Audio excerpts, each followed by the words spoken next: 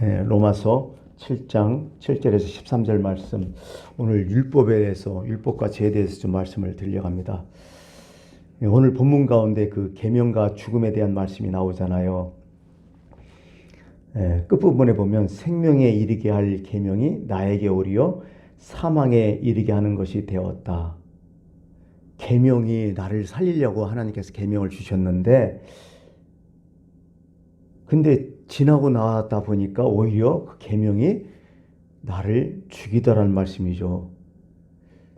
우리가 살아가면서 이런 것들 많아요. 그죠? 나한테 유리한 것이 오히려 나중에 손해되는 경우, 나한테 도움되려고 했는데 나중에 그것이 아주 거치는 장애물이 되는 게 참 많이 있거든요. 우리가 삶 가운데 구체적으로 경험하는 내용들이잖아요. 예를 들면 그래요. 운동도 그래요. 운동 되게 좋잖아요.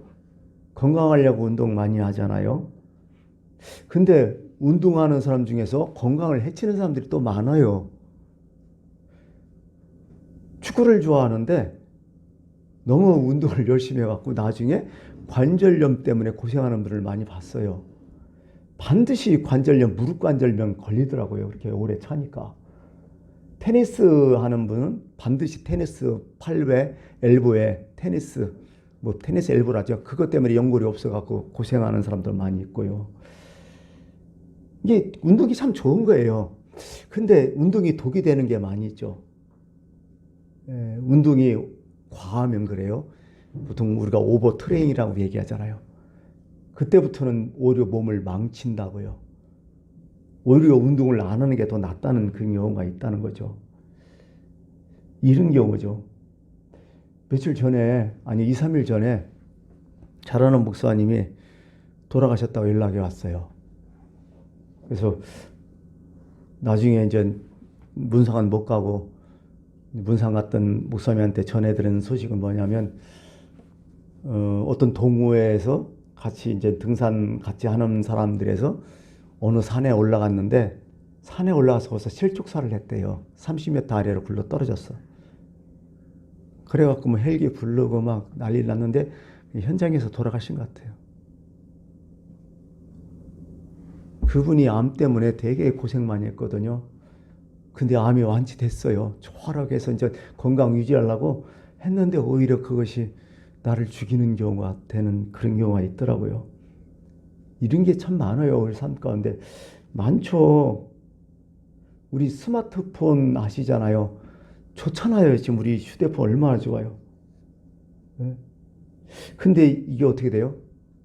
이거 없으면 이제 엄청 스트레스 받고 이것 때문에 문제가 좀 많거든요. 아마 인류 역사를 따져도 여러 가지 전환기가 있는데 스마트폰도 그럴 것 같아요. 스마트폰 이전 세대와 스마트폰 이후 세대가 또 다를 것 같아요. 아마 나중에 역사가들이 그걸 나눈다면 아마 그 정도로 스마트폰은 획기적인 상품이란 말이죠. 근데 이게 뭐가 문제냐?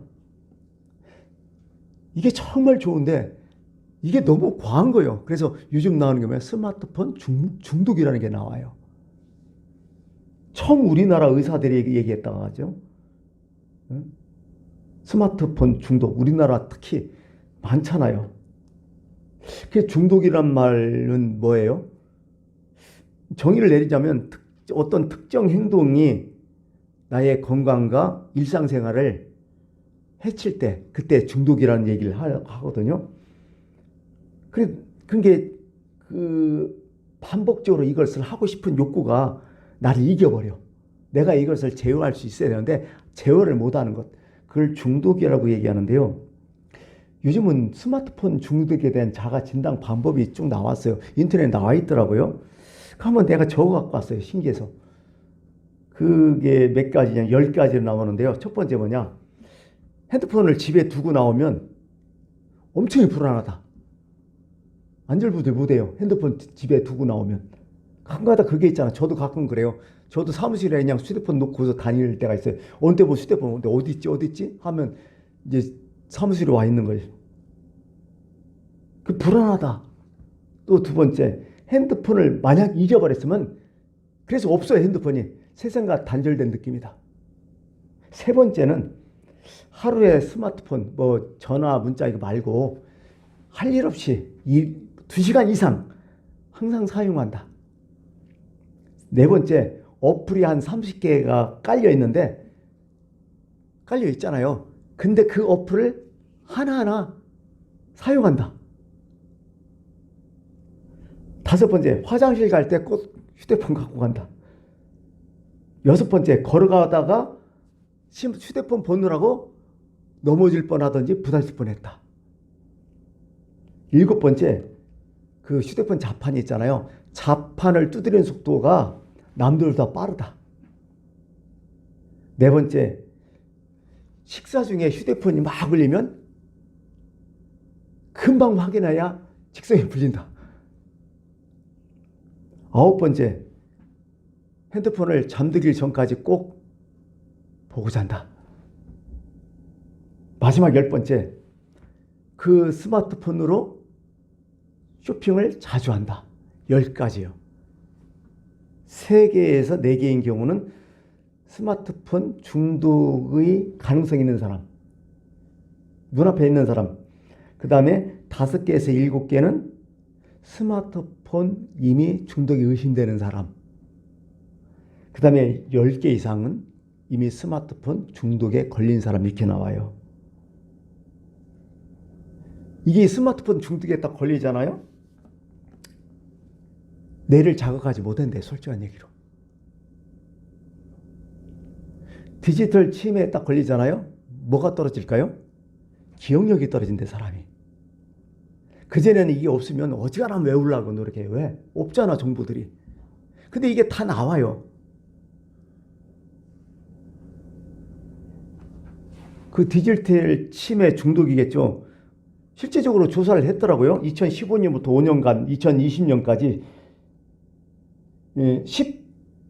2005년까지 10대 이하 치매 환자가 944명.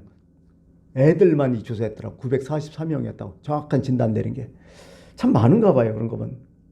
그러니까 이게 디지털에서 이렇게 기기에 의존한 나머지 뭐가 자꾸 떨어지냐면 계산력, 암기력 다 떨어진대.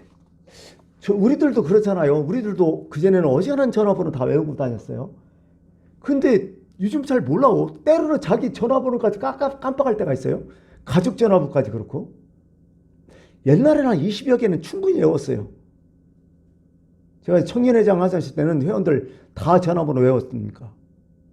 물론 집 전화지만 그 당시에. 그 다음에 계산이 안 돼요, 요즘. 그전에 누가 딱 하면 마음기 이렇게 딱 했는데 요즘 어떻게 돼요? 어지간한 건 그 스마트폰 꺼내갖고 계산기 눌러갖고 다 하잖아, 그냥. 참 이런 것들이란 말이죠.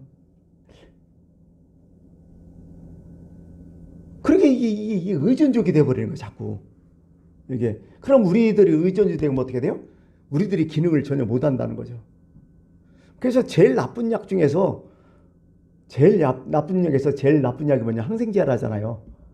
그죠? 항생제 자꾸 집어넣으면 우리가 이제 속에 있는 면역이 이 활동을 못해요. 다 죽여버리니까. 두 번째 나쁜 게 뭔 줄 알아요? 그게 소화제래요. 뭐 속 아프다 아니면 소 안 된다 계속 뭐 가스명사라지 이런 거 달고 사람 있잖아요. 나중에는 이 위장, 이 소화 기능이 다 떨어져 본대. 왜? 그걸 자꾸 집어넣으니까 내 몸에서 소화효소 나오지 않는데. 너무 힘들대. 나쁘대요, 그게. 이렇게 돼버린다는 거죠. 하여간 그래서 이런 의미에서 오늘 말씀이 그래요. 생명에 이르게 할 계명이 오히려 나를 사망에 이르게 하였다. 이런 내용이죠. 그게 오히려 나한테 유익해야 되는데 나한테 힘이 되는 그 계명을인데도 불구하고 나한테 그것이 나를 죽게 만들었다. 이런 얘기를 오늘 사도 바울은 우리한테 해주고 있는 거죠. 특별히 이게 여기 보니까 율법도 나오고 계명도 나오잖아요. 이게 성경에 나오는 게 많아요. 율법, 계명, 율례, 규례 다 똑같은 얘기야. 내가 보니까 베리트 다 똑같아요. 하나님의 말씀으로 보면 돼요. 좁게는 모세오경이요, 더 좁게는 십계명이고, 넓게는 구약성경이고, 더 넓게는 신약성경이요. 전체 하나님의 말씀이요. 이게 계명이거든요. 율법이고. 근데요, 우리에게 율법이 두 가지 있다는 거예요. 성경의 말씀 보니까 로마서 2장 14, 15절에 이렇게 말씀해요. 율법 없는 이방인이 본성으로, 이거 양심을 얘기하는 거죠. 본성으로 율법의 일을 행할 때에는 이 사람은 율법이 없어도 자기가 자기에게 율법이 되나니. 양심이잖아요. 이런 이들은 그 양심이 증거가 돼요. 그 생각들이 서로 혹은 고발하며 혹은 변명하며 그 마음에 새긴 율법의 행위를 나타내는 그 마음에 새긴 율법, 그게 양심이라는 거죠. 그래서 일반적으로 이것을 두 가지 나눠요. 성문법과 불문법. 성문법은 뭐예요? 이를 성자, 그럴 문자. 글자가 있다는 거예요. 글씨로 새겨졌다는 거예요. 우리나라 헌법처럼. 문자로 나타나는 거예요. 불문법은 관습, 조례, 지금까지 왔던 습관 이런 거예요. 그건 글자로 안 나타나죠. 근데 사람들이 다 알고 있어요. 양심 같은 거예요, 이게. 그러니까 기록된 율법은 있기 전에 뭐가 있다는 거예요, 성경에는? 이미 사람 양심에 하나님의 말씀이 다 있었다는 거야. 그 말씀을 십계명으로, 율법으로, 성경으로 이렇게 정리해 나갔던 거예요. 이게 불문법이 성문법 됐다는 얘기죠. 오늘 그 얘기를 하는 거죠. 근데 이제 예전에는 물론 양심, 규례 그거 어기면 어떻게 해요? 법에는 접촉되지 않지만은 무진장 욕 얻어먹잖아요. 욕은 바락바락 얻어먹잖아요. 완전히 이게 명예 다 실추되고. 근데 요즘은 법이 딱 진행되면 어떻게 돼요? 욕도 얻어먹지만은 물론 법의 접촉을 딱 받는 거죠. 이런 경우죠. 이런 경우. 쉽게 말해서. 율법이 그냥 없을 때는 그냥 욕 바락바락 얻어먹고 이렇게 됐는데, 물론 그거 하다가 스스로 죽겠지만은, 그러나 그 율법이 딱 하니까 오히려 율법이 접촉돼 갖고 오히려 그것이 나를 죽이게 되었다. 이런 얘기를 여기 하는 거죠. 근데 오늘 재미난 게 있어요. 그러면 이 율법이라는 게 뭐냐는 거예요. 아까 얘기했죠. 율법, 규례, 이게 하나의 말씀이라고 전체.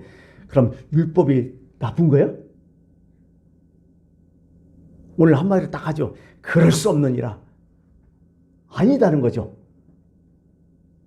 한 논리적으로 합리적으로 한번 생각해 보자는 거예요. 율법이 잘못이냐? 아니 아까 핸드폰 얘기했는데 핸드폰이 나쁜 거예요? 안 좋은 거예요? 아니죠. 좋죠. 돈도 그렇고요. 요즘 뭐 지구온난화 주범이 뭐예요? 화석연료잖아요. 석유. 그럼 석유가 나쁜 거예요? 나쁘다면 안 되죠. 지금 석유를 통해서 인류 발전이 엄청나게 됐잖아요. 지금 석유를 발견하고 나서부터는 똑같다는 거예요. 율법도 똑같다는 거예요. 여기 보니 그럴 수 없느니라. 하나님의 율법, 하나님의 말씀은 언제나 옳다는 거예요. 그럼 뭐가 문제예요? 성경은 분명히 얘기해요. 우리 자신이 문제라고. 예, 그 원인이 우리 자신에게 있다고 이렇게 얘기하는 거예요. 율법 나쁘지 않다. 진짜 나쁜 건 우리 자신이다.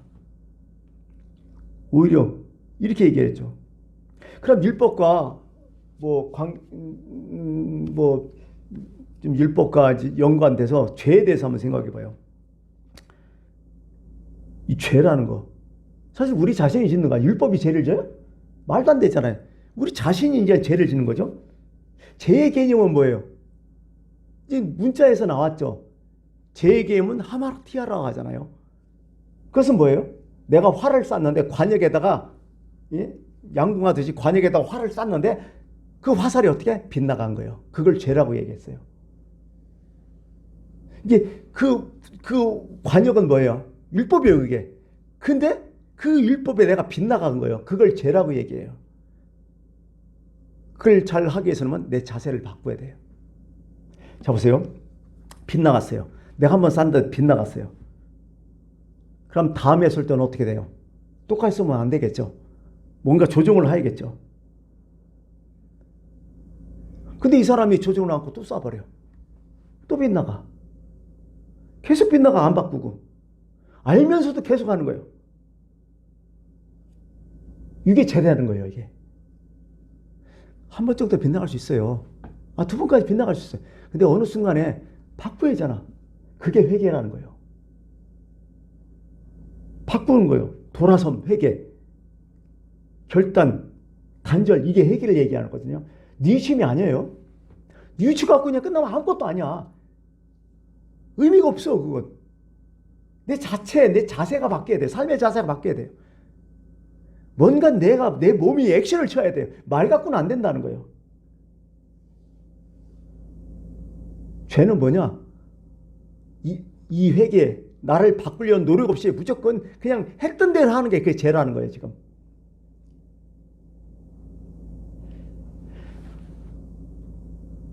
그럼 한번 정의해 봤어요. 죄는 어떤 결과가 오냐 이렇게 되면 처음에는요. 내가 몰라. 관역에 쏠 때 죄를 모르고 져요. 그럴 수밖에 없어요. 그죠? 근데 처음에 뭐 0.7 도 안 되는데 관역에 빗나갈 수 있잖아요. 그럼 두 번째부터 우리 총 쏘는 사람 알겠죠? 0.7 해갖고 맞추잖아요. 그 관역에 정확히네. 그거 안 해. 근데 우리가 스스로 관역에 맞춰야 된다는 걸 알면서도 안 맞춰져. 안 하는 거예요. 우리가 이런 거 많아요. 알면서도 안 하는 게요. 근데 한 번, 두 번 하면 찔리죠. 이거 해야 되는데. 그러고 또 안 해. 게을러든지 뭐 하든지. 그러고 또 이게 반복되네요. 여러분, 반복이 자꾸 수술되면 나중에 어떻게 될까요? 이게 습관돼 버려. 습관되면 뭐예요? 습관은요, 되게 편한 거예요. 아무것도 안 해도 되는 거예요. 당연시 돼요. 못 고쳐, 이건. 그 다음에 나중에 뭐예요? 내 나쁜 습관을 시키면서 관역을 맞추려고 누리지 않고 나를 자꾸 정당화시키려고 해. 관역이 잘못했다는 거예요. 나는 잘했는데. 이런 식이 된다는 거죠, 이게. 그러다 보니까 뭐예요? 그런 얘기 하잖아요. 관역을 왜 거기다 놨느냐? 왜 관역을 그렇게 놨느냐? 그렇게 만들었냐? 도전의식이 생겨요, 그거에 대한. 그러면서 나중에는 그게 밝혀지면 변명이 나오죠. 이건 불가피했다. 어쩔 수 없다. 결국 나를 죽이게 된다는 거예요, 그게.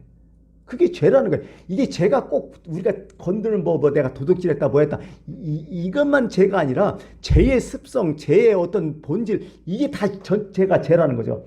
이런 거죠. 모든 사람이요, 잘못되는 줄 아는데 모든 사람이 다 잘못하면 어떻게 돼요? 양심에 꺼리낌이 있어, 없어? 없어요. 그리고 나중에 그것은 죄로 죄를 여기지 않아요. 모든 사람이 그래버리면. 오히려 죄를 범하지 않는 사람을 공격해버려요, 나중에. 네가 좀 이상한 놈이라고. 그러면서 어떻게 공격하냐? 이건 법이 잘못됐다. 근본적으로 이게 잘못됐다. 왜 이런 법을 만들었느냐? 이건 아니지 않느냐? 이렇게 하면서 오히려 자기가 잘못해놓고 오히려 대상을 아주 정죄해버린 이런 경우가 있단 말이죠. 이게 바로요, 하나님을 믿는 거야. 결국 우리 인간이. 자, 보세요. 처음에는 하나님 몰랐어요. 자기 마음대로 살았어요. 그러다가 하나님 알게 됐어요. 복음이 들어왔어요. 그러면서 마음속에 이제 하나님 말씀대로 살아야 된다. 알아요. 마음에 부담돼요. 부담되면서 어떻게 돼요? 안 사라져. 마음에 들어왔다는 것은 율법이 왔다는 거죠. 안 사라져. 반복해. 예수 믿고서 이런 사람들 많아요, 지금. 당연하게. 그 다음에 어떻게 돼요? 안 해도 되는 것처럼 여겨요. 사실 코로나19로 통해서 이런 게 많아요, 지금. 이런 경우가 많아요. 예배 한두 서너 번 빠지다 보니까 요즘은 예전보다 코로나19 이전보다 이유가 뭐예요? 예배에 빠지는 것이 더 당연시돼요, 지금은. 오히려 안 가도 되는 것처럼 생각을 많이 해요. 많이 떨어져 나갔어요, 지금 교인들. 처음부터 교인인지는 모르겠지만 이게 반복돼 버려요. 그 다음에 정당화시켜. 나중에 왜 교회 안 가? 바빠. 어떻게 맨날 교회 가냐? 정당화시키고 오히려 반항해버려요. 오히려 교회 꼬박꼬박 다니는 사람 나중에 뭐라 해요? 그렇게 교회 미치면 어떡하냐고. 그 믿는 사람이 그래요. 안 믿는 사람은 더 하겠지만. 이건 결국 뭐예요? 나중에는 결국 끝에 가서 하나님 도전하는 사람이 돼버려요. 잘못하면. 신기하죠? 불신자 입장에 있으면 그래요. 성경에서는요, 진짜 가장 큰 죄가 뭐라고 얘기하는 줄 알아요? 하나님을 믿지 않는 것을 가장 큰 죄로 얘기해요. 하나님 앞에서 심판받을 때 가장 큰 죄가 뭔지 아세요? 우리는 뭐 이런 죄 저런 죄 막 얘기하지만요, 하나님을 믿지 않는 죄가 가장 큰 죄래요. 그러면 문제는 뭔지 알아요? 모든 사람이 다 하나님 안 믿으니까 하나님 안 믿어도 되는 줄 알아. 그래서 어떤 사람이 하나님 믿었어. 그럼 어떻게 돼요? 하나님 믿었다고 자꾸 얘기해요. 응? 뭐 신앙생활 하나고 기독교인들이 욕 얻어먹는 게 바로 그런 거예요. 사실. 나는 당연한 거 아니야, 그게 하나님 앞에. 응? 근데 그걸 이상하게 보면서 미쳤다는 둥, 뭐 빠졌다는 둥, 뭐 이상한 그런 소리를 막 자꾸 해버려요.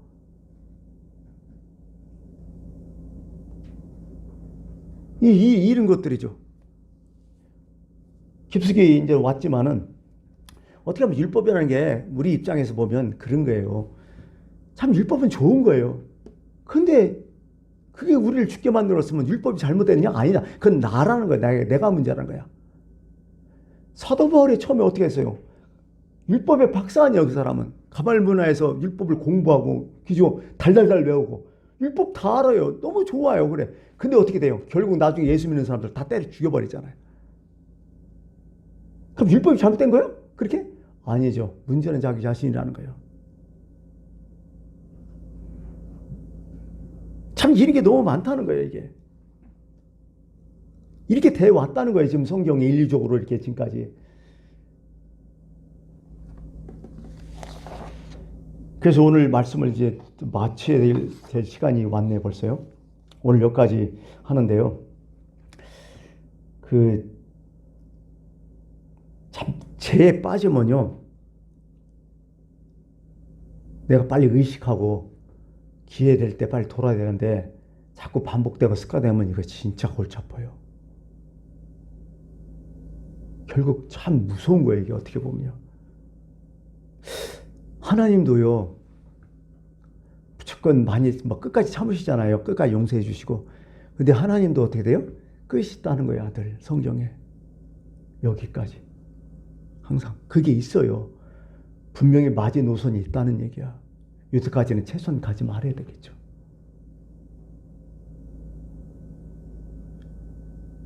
종교개혁을 했던 곳이 어디냐면 스위스도 있지만은 사실 독일을 중심으로 해서 종교개혁이 이루어졌잖아요.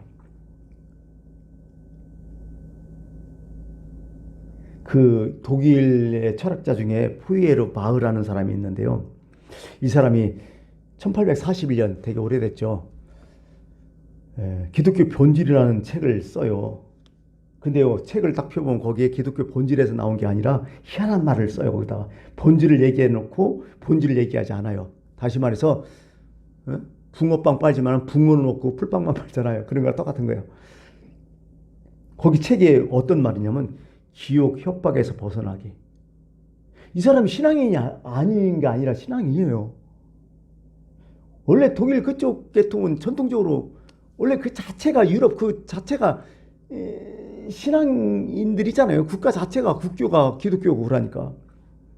근데 그렇게 뭐 기독 협박에서 벗어나게 신은 단지 인간의 형상이다. 그 다음에 따라서 사람은 신과 같이 되어야 된다. 언젠가 그렇게 되기를 우리는 희망해야 된다.